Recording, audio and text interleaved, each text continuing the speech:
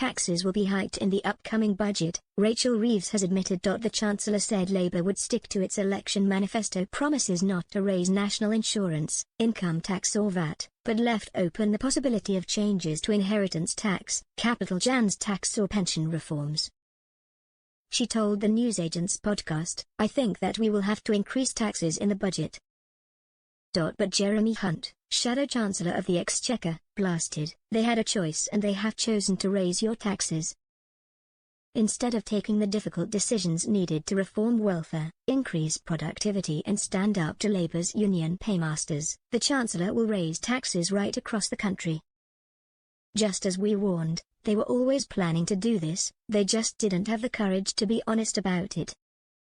Ms. Reeves' admission comes a day after she scrapped a series of infrastructure projects, and announced the winter fuel allowance for pensions would be means-tested, among a series of measures aimed at filling a £22 billion black hole in the public finances.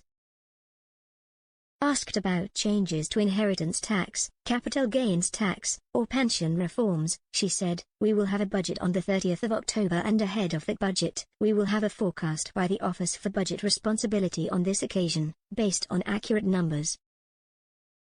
She added, "We stick by everything in our manifesto. But I'm not going to start to write a budget, we're now beginning the process of a budget and a spending review, and I'll report to the House on the 30th of October. Reeves also said that Jeremy Hunt, the former Chancellor, should apologise for the state of public finances. She said, "The former Chancellor should take responsibility for his actions, and he should apologise to the country for knowingly, repeatedly, and deliberately misleading us."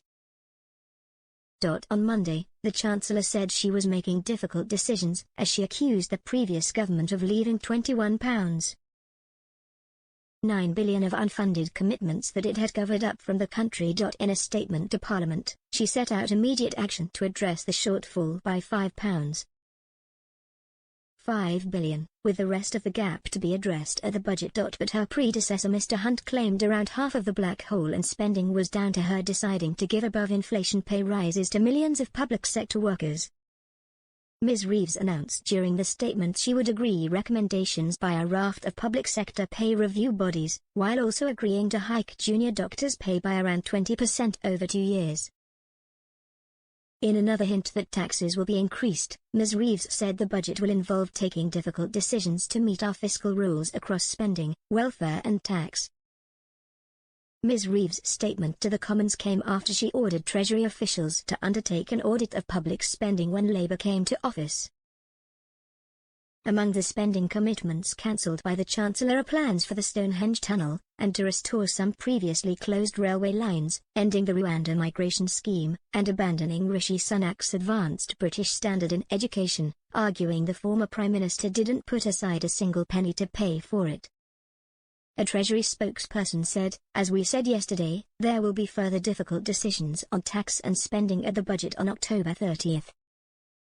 The Chancellor has not committed to any tax rises not already in the manifesto and has committed to not increasing national insurance, VAT or income tax.